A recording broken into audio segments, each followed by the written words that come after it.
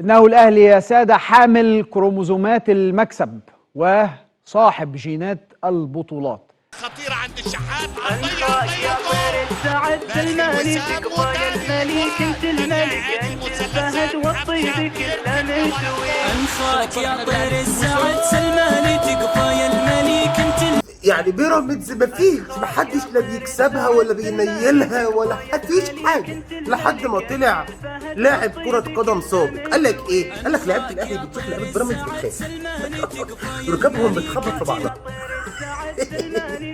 صح، ركابهم بتخبط على الجيران فعلا.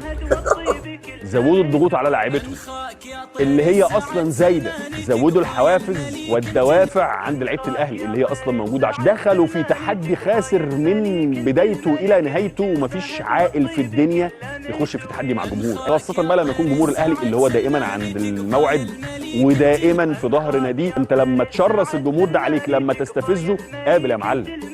انت كمان معكش ظهير جماهيري يحميك، ده حتى الظهير الجماهيري اللي انت رحت جبته بقى بيشجع الاهلي. احنا شفنا جمهور المفروض ان هو جاي يشجع بيراميدز بقى بيشجع الاهلي. مين اللي شار الشورى، ومش عايز اقول بين قوسين شورى تتوصف ازاي يعني، ويطرحوا تذاكر لقاء الاهلي وبيراميدز بالاسعار اللي انا هوريها لحضراتكم دي، وبعدين بتصدر رساله عامله ازاي للاعيبتك ان انت ركبك بتخبط في بعض، وان انت خايف وقلقان من جمهور الاهلي انه يكون سبب اساسي في انه يكسب الاهلي الماتش.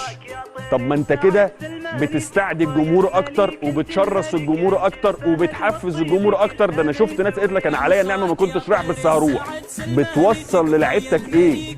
ان انتوا مش هتعرفوا تكسبوا الاهلي لو معاه جمهوره، ان انتوا لو لعبتوا الاهلي بجمهوره ركابكم هتخبط في بعض، وانتوا لعيبه مش على قدر المسؤوليه ومش قادره تستحمل الضغوط وما تقدرش تواجه الاهلي بجمهوره، يبقى ما تستحقوش لقب الدوري. خليته بقى خصم مضاعف ليك، هينزل يشجع بكل ما اوتي من قوه، لان انت خليته خصم تجاهك. ودرجه اولى ب 2000 جنيه بنلعب في الاولد ترافورد ولا رحنا سانتياغو برنابيو قبل كده، وبنكررها. اللي خايف يروح، لانك بتواجه الفريق الافضل في مصر وافريقيا بلا منازع.